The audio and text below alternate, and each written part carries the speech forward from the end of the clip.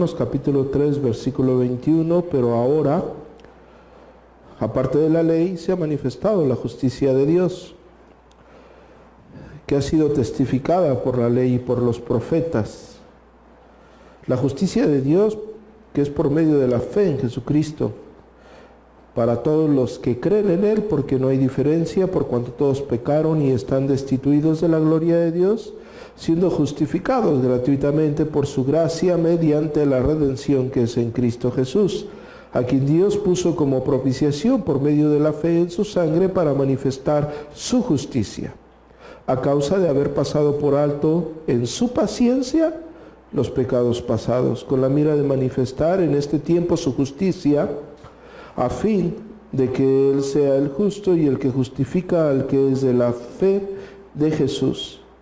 ¿Dónde pues está la jactancia?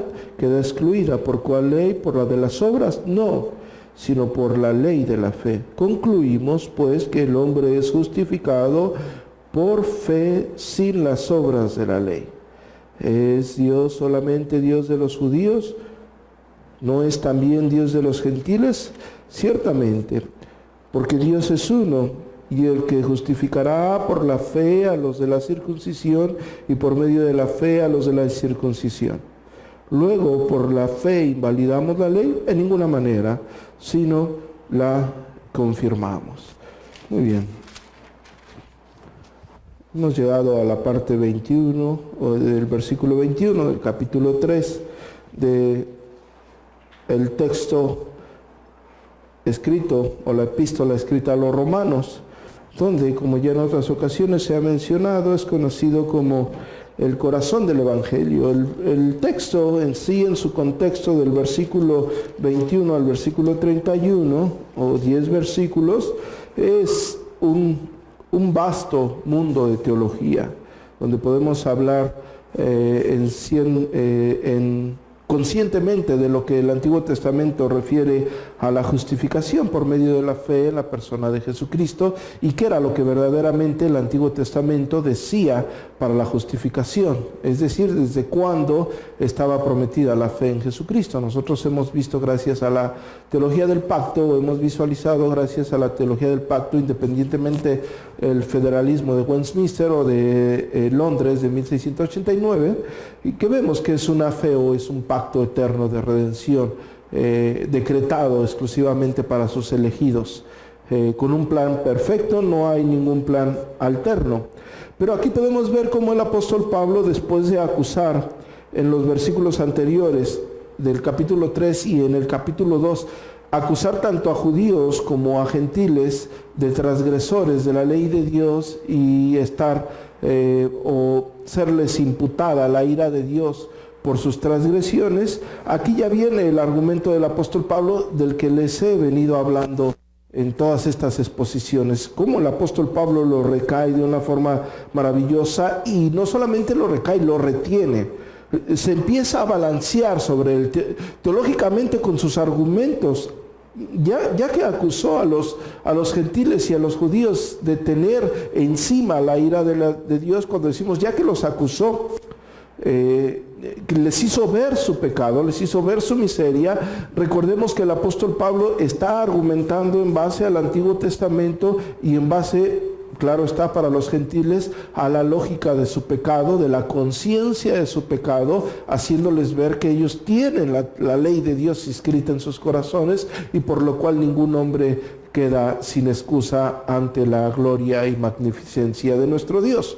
Ahora bien, ya que el apóstol Pablo balanceó de una forma maravillosa esto, ya viene a recaer el punto de vista teológico. Aquí es necesario resaltar que si nosotros no leemos bien o no consideramos bien cómo el apóstol Pablo lo está determinando, nosotros, gracias a Dios, hemos tenido exposiciones acerca de la justificación, de la expiación, de la propiciación, lo que se llama o lo que actualmente le dicen las doctrinas de la cruz, y también hemos hablado de las doctrinas de la gracia, e incluso hemos hablado de la doctrina lapsariana y de la teología del pacto. Entonces, estos textos no tendrían ninguna complicación para nosotros en cierta forma, pero sí hay una tendencia por objetivamente visualizar del versículo 21 al versículo 31 como una una teología universalista, ¿sí? Donde todo el mundo será salvo. Y no, el apóstol Pablo por eso recae constantemente en su texto la fe en Jesucristo. El hombre es salvo por la fe en Jesucristo. Y bueno, básicamente ese es el argumento del apóstol Pablo, donde excluye la ley para ser justificado, donde argumenta que lo que él está hablando, la teología de la salvación por fe, por medio de Jesucristo, no es una teología nueva, sino es una teología, vamos a nombrarla de esta forma, del Antiguo Testamento. Y el apóstol Pablo solamente lo está explicando, lo está haciendo o les está abriendo el entendimiento acerca de algo que aparentemente ya estaba en sus manos, pero estaba velado para ellos, ¿no? Se revela y el apóstol Pablo se los muestra tal y como está. Ahora bien, empezamos con nuestros versículos para poder cimentar esto que estamos hablando. Nuevamente les pediré, como hemos estado acostumbrando, que se mantengan sobre el texto y que vayan anotando los otros textos, a menos que yo les pida que vayan para visualizar algo más de cerca, ¿no? Porque es la teología del apóstol Pablo. Sí, recordemos también, quizás hablamos en términos de universalismo para personas que no conocen tanto o no profundizan tanto de teología. Recordemos que un universalista cree que todas las personas serán salvas a última instancia, ¿no? También aquí se refuta el antinomianismo, ¿no? Un antinomianismo dice que como somos salvos por medio de la fe en Jesucristo, por gracia somos salvos, como sigue el argumento no solamente aquí en Romanos capítulo 3, versículo 21 al versículo 31, sino vemos constantemente el argumento del apóstol Pablo por señalarles que es la gracia de Dios la que nos salvó. Algunas personas o el antinominiano cree que al ser nosotros salvos por medio de la fe en Jesucristo sin las obras de la ley, queda excluida la ley para cada uno de nosotros y por eso el antinominiano no toma en cuenta la ley de Dios. Sin embargo, el argumento del apóstol Pablo no dice eso, sino todo lo contrario, confirma la ley en la fe en Jesucristo. Y nosotros también ya hemos hablado acerca de la ley moral como una norma de santidad. Cuando estamos hablando de la ley moral como una norma de santidad, estamos hablando única y exclusivamente del decálogo, lo que ustedes conocen como los 10 mandamientos, ¿no? Y si hago una referencia puntual a ello, es porque recordemos que son 10 mandamientos. ¿Sí? No son 9, no son 8, no son los que tú creas que permanecen, son 10. La ley es la ley de Dios. La ley de Dios es irrevocable, no la puedes cambiar, no la puedes transformar, ¿sí? No es como si fuésemos la Cámara de Diputados y vamos a tomar por mayoría de votos y vamos a ver qué mandamiento cambiamos de Dios, vamos a ver qué leyes no nos satisface. Bueno, no nos gusta el 4º mandamiento, por mayoría de votos, ¿quién desaprueba el cuarto mandamiento y desechamos? No es así, no sé si me estoy dando a explicar, disculpen la forma tan sencilla, tan burda de abordar esto, pero no es así. La ley de Dios permanece, es su ley, refleja los atributos de Dios, refleja la santidad de Dios, refleja la excelencia de Dios. La ley no queda excluida de ninguna forma, la ley se mantiene. El apóstol Pablo deja caer el argumento de la fe en Jesucristo desde el Antiguo Testamento y no lo hace a partir del versículo 21. Nosotros vemos al apóstol Pablo desde el capítulo 1 de la carta a Romanos, en el versículo 16 y 17, donde él habla de la justificación por medio de la fe, y él cita a Habacuc en el capítulo 2, versículo 4, escrito está, el justo por la fe vivirá. Y el apóstol Pablo sigue, sus argumentos los sigue tomando del Antiguo Testamento.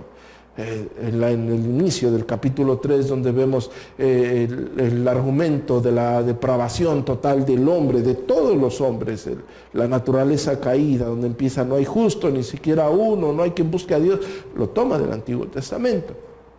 Y cuando está hablando de la ley en un sentido literal de la palabra, también recordemos que no está hablando exclusivamente del Pentateuco. Él dice la ley y los profetas, y recordemos que el apóstol Pablo no está citando el decálogo, está citando a Habacuc, citó a Habacuc, cita los salmos. Se refiere al mandato concreto de Dios, a los estatutos concretos de Dios. Son una ley para cada uno de nosotros. Debería ser una ley en términos, o es una ley en términos universales, mejor dicho. La ley de Dios es en términos universales para todos. Sin embargo, el hombre, el impío, no puede, se resiste a las normas de Dios. No tiene luz acerca de lo que Dios demanda, porque el Espíritu Santo no les ha dado la convicción. Tenemos la conciencia de pecado, porque cada uno de nosotros tiene escrita la ley de Dios en nuestros corazones. Las personas sabemos que está mal mentir, las personas sabemos que está mal fornicar, las personas saben que está mal adulterar, las personas saben que está mal hurtar, pero ¿qué pasa? Violan las demandas de Dios, violan los estatutos, las ordenanzas de Dios. Pero en sí la ley de Dios es universal, ¿sí? No se excluye absolutamente a ninguna persona, género, raza, condición social, condición intelectual. No se excluye absolutamente a nadie. La ley de Dios la que rige a todos. Ahora bien, quiero iniciar con la exposición del día de hoy, partiendo texto por texto, donde el apóstol Pablo, al concluir un argumento, recordemos ya en la redacción, el apóstol Pablo concluye un argumento y dice, pero ahora, es decir, ya concluyó con algo y dice, pero ahora, como si estuviésemos hablando de este tiempo, como si nos remontamos al tiempo de nuestro Señor Jesucristo y está hablando del momento de que nuestro Señor Jesucristo muere y resucita para el perdón de nuestros pecados, que se cumple lo escrito por la ley, que se cumple lo estipulado, lo profetizado, lo decretado por Dios para salvación, para redención del hombre. Él dice, pero ahora, aparte de la ley, ¿qué ha pasado aparte de la ley? La ley la conocían los judíos, la ley lo conocían los israelitas, la ley la tenían inscrita en la tabla del corazón los gentiles, como ya lo argumentó el apóstol Pablo, pero dice, pero ahora aparte de la ley se ha manifestado la justicia de Dios. Esta justicia de Dios, según el apóstol Pablo, no es una justicia nueva, no es un plan alterno. Si alguno de ustedes se detiene a hablar con un testigo de Jehová que sí esté adoctrinado, porque hay testigos de Jehová que pues repiten algunos versículos nada más, como decimos comúnmente, lo básico, hasta que han sido instruidos. Pero hay testigos de Jehová que llevan tiempo en esa secta y son instruidos con profundidad, y si tú hablas a profundidad con un testigo de Jehová, ellos dicen que Jesucristo es un plan alterno para la salvación. Ellos dicen que lo que está en el huerto del Edén, lo que sucede en el huerto del Edén, no fue un decreto divino de Dios.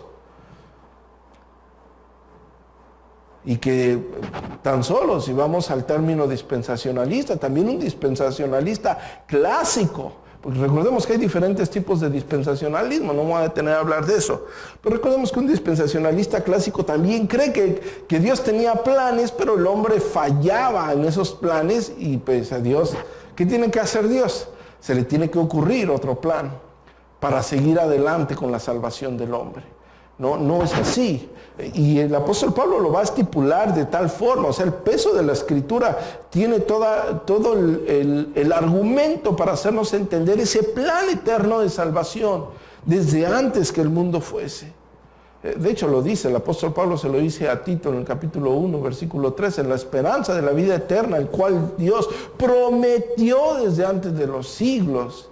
¿Sí? Y recordemos que en el contexto del entendimiento del Nuevo Testamento, bajo la redacción gramatical, está hablando desde antes de que todo fuese, ¿sí? Y si nos vamos a Colosenses, por el amor de Dios, ¿sí? Donde estipula una fe eterna de salvación. Pero bueno, no quiero ahondar ahorita en esto y no me quiero adelantar. Decimos, pero ahora aparte de la ley, que se ha manifestado una justicia divina. La justicia divina. Recordemos que Dios es un Dios justo. ¿Es justo que Dios mande al pecador al infierno? Por supuesto, porque ha transgredido la ley de Dios. No hay pecados más grandes ni pecados más pequeños. Si hablamos que el hombre ha transgredido, ¿has mentido alguna vez? Por supuesto. ¿Quién no ha mentido aquí? Ese hombre ha transgredido la ley de Dios, es acreedor de la justicia divina. ¿Qué merece? Un justo castigo por su transgresión. ¿Cuál es ese justo castigo por su transgresión?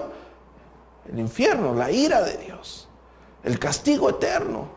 Pero también la justicia de Dios se refiere al justo juicio de Dios mediante su glorioso evangelio, donde más adelante el apóstol Pablo va a dar los argumentos para que nosotros entendamos cómo es que se nos imputa la justicia de Dios, cómo somos imputados o cómo se nos imputa la justificación mediante lo que Jesucristo hizo en la cruz del Calvario, en el hecho expiatorio, la propiciación perfecta para que cada uno de nosotros fuese redimido, fuese salvo, ya que nuestras obras nos condenaban.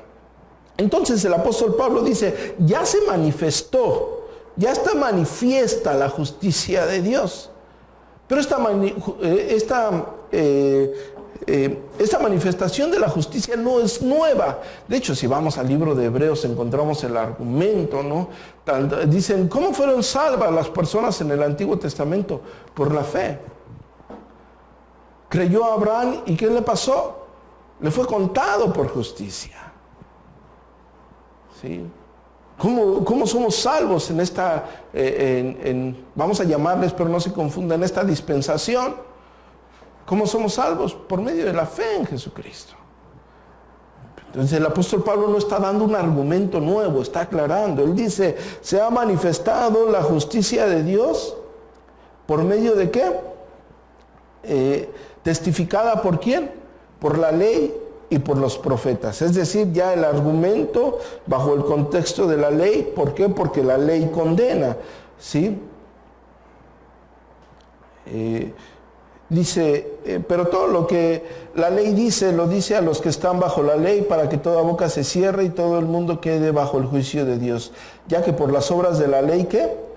Ningún ser humano será justificado delante de él, porque por medio de la ley es que el conocimiento de el pecado. Nosotros conocemos el pecado por medio de la misma ley de Dios. ¿Por qué? Porque la ley de Dios es santa, es pura. Y la palabra pecar significa errar en el blanco. ¿Sí? Entonces, el argumento básico es que la salvación no depende en absoluto de las obras de la ley. Y como ya lo dije hace un momento, no estamos hablando del antinomianismo. Si ustedes me acompañan al libro de Gálatas en el capítulo 2, por favor, donde vamos a empezar a argumentar lo que hemos venido hablando.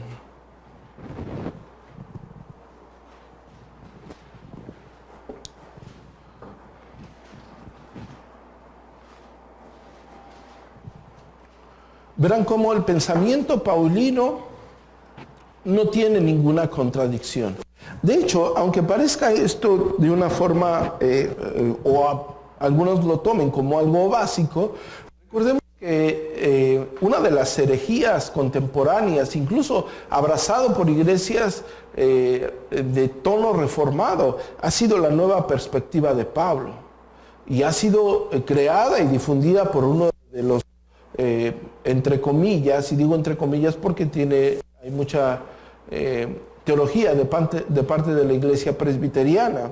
Pero recordemos que una de las nuevas herejías que ha circulado es la nueva perspectiva de Pablo, donde argumenta que las cartas paulinas, cuando el apóstol Pablo hace referencia a la justificación, no se refiere a una justificación divina, es decir, no se refiere, según esa teología, no se refiere a que somos justificados ante los ojos de Dios, sino más bien una justificación eclesial, lo cual, claro está que es un grave problema de entendimiento y claro que afecta mucho el pensamiento neotestamentario acerca de la justificación. Gálatas 2:16 dice, sabiendo que el hombre no es justificado por las obras de la ley, sino ¿por qué? Por la fe en Jesucristo. El hombre es justificado por la fe en Jesucristo. Nosotros también hemos creído en Jesucristo para ser justificados. ¿Por qué? Por la fe de Cristo y no por las obras de la ley.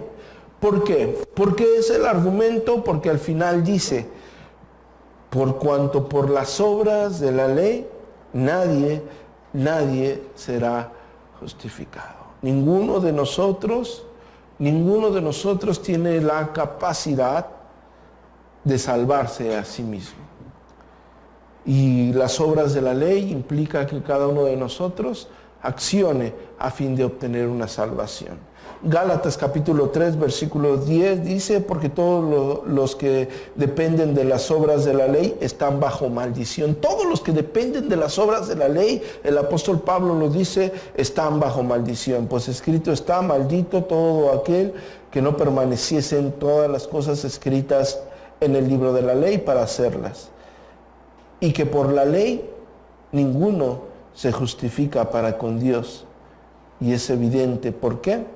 El justo por la fe vivirá. Ninguno de nosotros puede guardar perfectamente la ley, ninguno de nosotros va a poder someterse a acatar las obras de la ley, andar.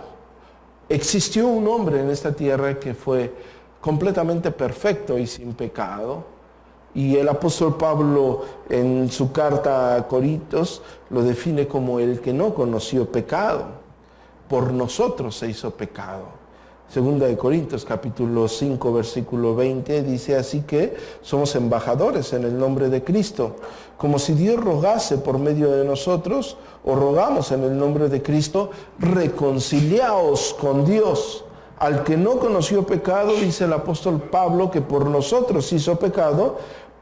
¿Cuál es el fin de que cuál es el fin con el cual por nosotros hizo pecado, según el apóstol Pablo, para que nosotros fuésemos hechos ¿qué? Justicia de Dios en él? El término de la justificación, la relación de lo que el apóstol Pablo nos está señalando para que se nos impute la justicia de Dios. El apóstol Pedro no tiene una teología diferente a esto. Estoy mencionando estos textos en diferentes cartas del Nuevo Testamento para que vean que no hay teologías diferentes. No tienen una perspectiva diferente cada uno de ellos, ni el apóstol Pedro, ni el apóstol Pablo. Primera de Pedro, capítulo 2, versículo 24, dice, quien llevó él mismo nuestros pecados en su cuerpo sobre el madero. ¿Para qué? Para que nosotros, estando muertos a los pecados, vivamos a la justicia. Y por cuya herida fuiste sanados, porque vosotros erais como ovejas descarriadas, pero ahora has vuelto al pastor y obispo de nuestras almas. Sí, él mismo, dice el apóstol Pedro, llevó él mismo nuestros pecados. ¿En dónde? En su cuerpo.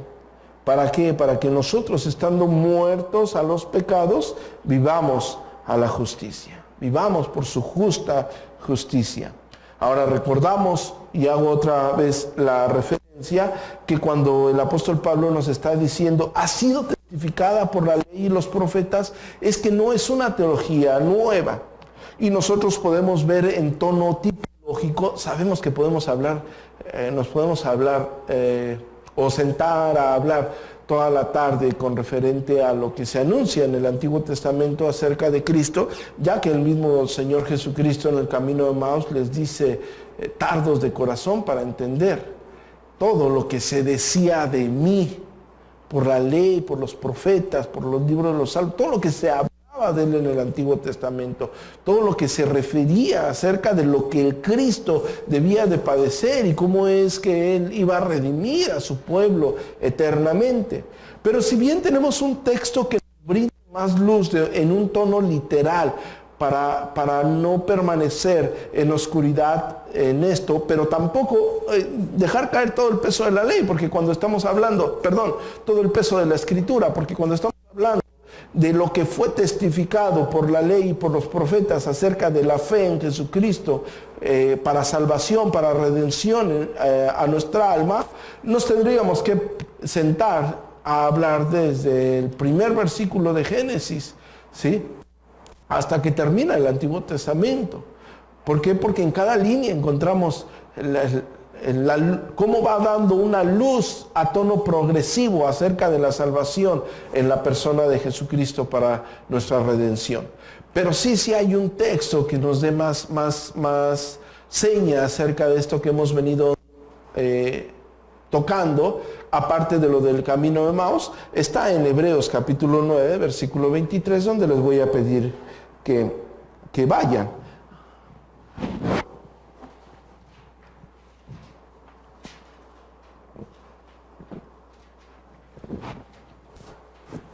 Hebreos capítulo 9, versículo 23.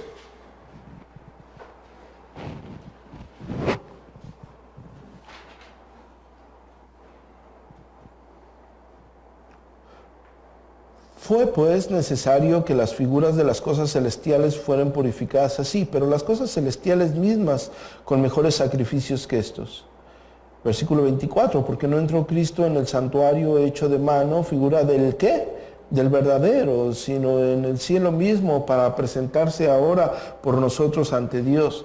Y no para ofrecerse muchas veces, como entra el sumo sacerdote en el lugar santísimo cada año con sangre ajena. De otra manera le hubiera sido necesario padecer muchas veces desde el principio del mundo. Pero ahora, en la consumación de los siglos, se presentó una vez, ¿y qué? Y para siempre, por el sacrificio de sí mismo, para quitar de en medio el pecado.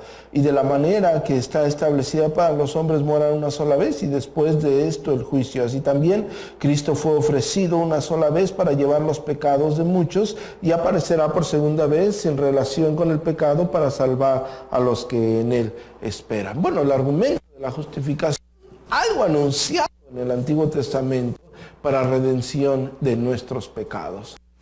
Había figuras, como había tipologías. Acordemos que cuando dimos una clase de tipología es una figura representada, ¿sí? Tipología. Y cuando hablamos de un antitipo, ¿cómo se revela esta tipología? ¿Cómo da luz de lo que era o lo que prefiguraba? Y el mismo Nuevo Testamento nos da o nos enseña claramente cómo se prefiguraba a Cristo, cómo se enseñaba la gloria del Señor para nuestra redención. Ahora bien, quiero seguir adelante con el argumento del apóstol Pablo tocante a lo testificado por la ley y los profetas, ¿sí? El apóstol Pablo ya ha presentado argumentos, como lo dije al inicio, del Antiguo Testamento, y lo cité Romanos capítulo 1, versículo 17, porque en el Evangelio, ¿qué? La justicia de Dios, ¿cómo se revela la justicia de Dios ahora en el Evangelio? Por fe y para fe. Y cita Habacuc capítulo 2, dice, escrito está, el justo por la fe va a vivir. El justo por la fe vivirá. No hay una salvación por obras. Hemos hablado mucho acerca de esto. Y recordemos que todas las religiones, incluso denominacionales, dentro del carácter cristiano, utilizan las obras para la salvación. ¿Qué hace un católico? La fe en Jesucristo más las obras. ¿Qué hace un arminiano? Las obras le salvan. ¿Qué hace un pelagiano? Las obras le salvan. ¿Qué hace un testigo de Jehová? Las obras le salvan. Y nosotros podríamos hablar de religión y denominaciones, y podríamos señalarlos con puntos, y ustedes verán que cada una de ellas tiene algo en común, y es que las obras le salvan. ¿Sí? Es que las obras le salvan. Incluso hablamos ya en términos neodenominacionales, con la situación carismática y algo que se ha venido tratando por muchísimos años acerca de ese evangelicalismo de los años 60, donde los grandes pseudoevangelísticos les pedían a las personas que pasaran enfrente, hicieran una decisión por Cristo, y decían, y recordemos que había muchos volantes y muchos libros, toma tu decisión por Cristo. Claro, está completo de teología arminiana y teología pelagiana. Toma tu decisión, depende de ti, depende de que tú lo hagas. No, la salvación completamente depende del Señor, de Dios, de la gracia, por la fe en Jesucristo. Y la fe no es algo que nos pertenezca a nosotros, porque el mismo apóstol Pablo en Efesios, en el capítulo 2, el versículo 8, dice, la fe es un don de Dios, la fe es un regalo de Dios. Ni siquiera la fe te pertenece, lo único que te pertenece es tu vil pecado, tu vil condición caída. Y esa condición era la que te condenaba. Vuelvo a lo mismo, el apóstol Pablo está argumentando, ¿verdad? Desde sus anales, tomando lo que el Antiguo Testamento decía. Y repito, cita Habacuc capítulo 2, versículo 4, ¿no? Dando el tono de su argumento. Pero como yo lo dije, no es una fe nueva. Y como ya lo cité, pero ahora lo quiero señalar con versículo, Génesis capítulo 15, versículo 5, dice, y lo llevó afuera y le dijo, mira ahora los cielos y cuenta las estrellas, si es que las puedes contar. Y le dijo, así será tu descendencia. El versículo 6 nos da la luz de la fe del Antiguo Testamento de una forma muy clara y básica. Estamos hablando de Génesis capítulo 15, versículo 5. Ni siquiera estamos hablando de las interpretaciones de Hebreos, aunque nos da luz de cómo entender el Antiguo Testamento, ¿verdad? No estoy diciendo que esté mal Hebreos, todo lo contrario. Sino estoy señalando que estamos siendo objetivos con Génesis capítulo 15. El versículo 6 dice, y creyó a Jehová. ¿Y qué pasó? Y le fue contado por justicia. Esto indica que el Evangelio no era un camino alterno, no es un camino diferente en el Nuevo Testamento, no hay un plan alternativo. Y si estamos hablando, estamos redondeando esto y estamos tratando de dar argumentos en un corto espacio, en un tiempo tan pequeño, es porque muchas veces nos olvidamos de lo maravilloso del glorioso Evangelio, ¿sí? Cuando nos olvidamos de lo maravilloso del glorioso Evangelio es porque hemos olvidado lo lúgubre de nuestra condición.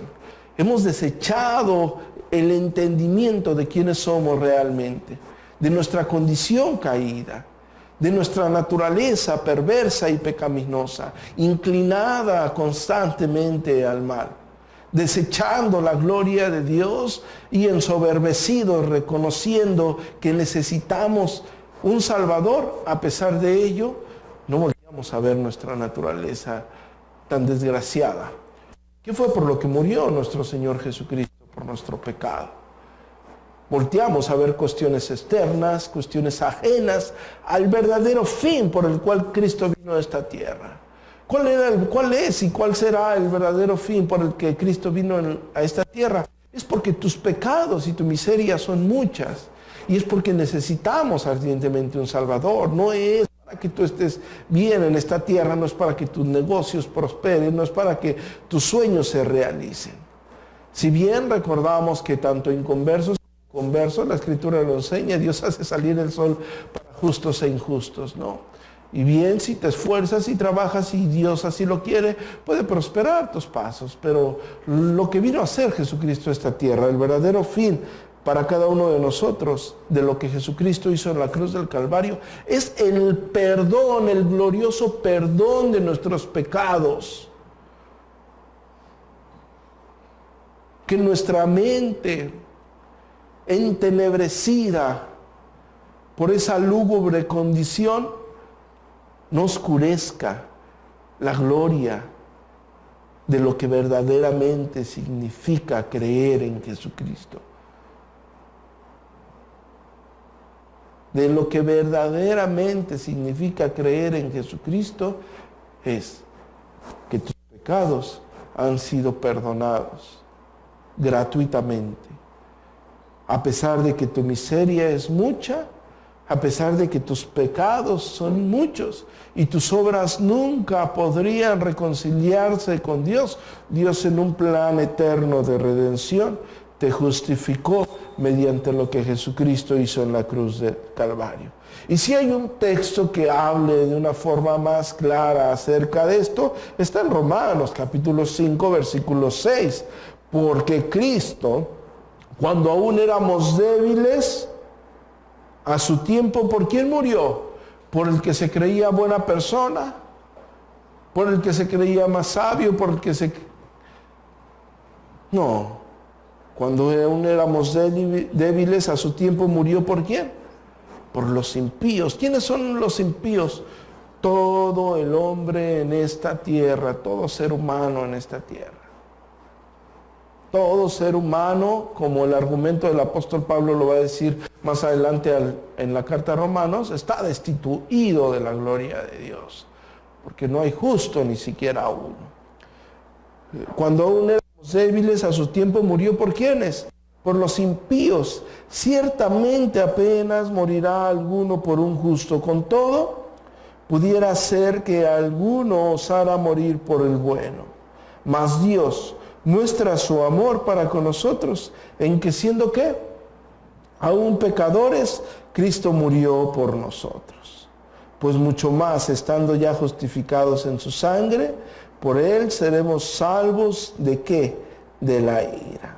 Porque siendo enemigos fuimos reconciliados con Dios por la muerte de su Hijo. Mucho más, estando reconciliados, seremos ¿qué? Salvos por su vida. Era, es y será una justicia aparte de las obras de la ley, como lo cité hace un momento en Gálatas capítulo 2, versículo 16, sabiendo que el hombre no es justificado por las obras de la ley, sino ¿por qué? Por la fe en Jesucristo. Lo mismo lo declara en el mismo capítulo, pero en el versículo 21, haciendo énfasis en la gloria de su gracia, donde dice, no desecho la gracia de Dios, pues si por la ley fuese la justicia, entonces, ¿por qué? Por lo demás murió Cristo. ¿Sí? Y el apóstol Pablo recae más ese argumento en el capítulo 3 de Gálatas, en el versículo 10, porque todos los que dependen de las obras de la ley están bajo maldición. Porque escrito está, maldito todo aquel que no permanece en todas las cosas escritas en este libro para hacerlas. Y en el versículo 3 dice, Cristo nos redimió de la maldición de la ley. En el versículo 13, Cristo nos ha redimido de esa maldición de la ley, hecho por nosotros maldición, porque maldito está, escrito está, maldito todo aquel que es colgado de un madero. La gracia de Dios, la salvación a nuestras vidas por la gracia divina. Y el apóstol Pablo va a argumentar esto, como ya citamos Efesios capítulo 2, versículo 8, por gracia son ¿qué? Son salvos, un regalo, gracia, charis. La gracia de Dios es un regalo. ¿Por medio de qué? Fe. La fe es un conducto, el conducto que Dios usó para que nosotros depositemos. Fe quiere decir creer, depositar tu confianza. Pistis. Es el conducto que Dios usa para que mire su gloria en el Evangelio, en la persona de Jesucristo. Y como lo mencioné hace rato, en el versículo 8 dice, tampoco la fe te pertenece. ¿Por qué? El apóstol Pablo dice, y esto no es de vosotros, es un don de Dios, no por obras para que nadie se gloríe. Cuando ustedes hablen con un arminiano, ustedes van a identificar a una persona carente de teología.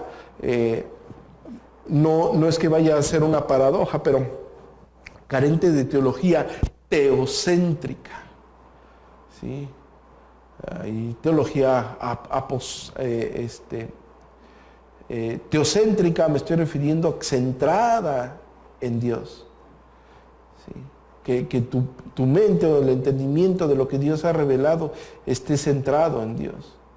Y antropocéntrica, centrado en el hombre. ¿Cómo sabes que el hombre tiene una teología antropocéntrica? Yo tomé la decisión de seguir al Señor. Yo hice mi decisión. Yo esto, yo aquello. No, pues este amigo no necesita de Dios. Él es el Todopoderoso.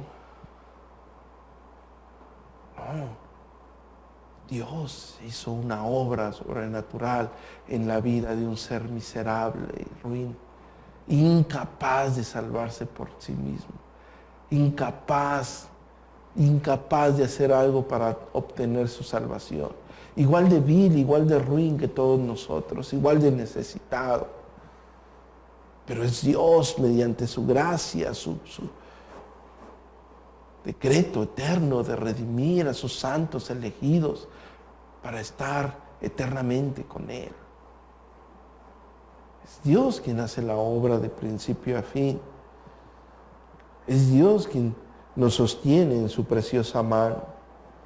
En Filipenses, el apóstol Pablo en el capítulo 3, versículo 9 dice, y ser hallado en Él, no teniendo mi propia justicia, que es por la ley. Y el apóstol Pablo dice, sino la que es, ¿por qué? Por la fe de Cristo. La justicia que es por la fe en Cristo, que es de Dios por fe. El apóstol Pablo lo recalca, lo señala doblemente. Es la fe en Cristo, la justicia que es de Dios por fe. La fe en Cristo, la justicia que es de Dios por medio de la fe, por medio de creer. Tito capítulo 3 versículo 4 dice, pero cuando se manifestó la bondad de Dios, nuestro Salvador, y su amor para con los hombres, dice, cuando se manifestó esto, el versículo 5 dice, nos salvó, no por obras de justicia que nosotros hubiésemos hecho. No hicimos nosotros nada, no hay una obra de justicia.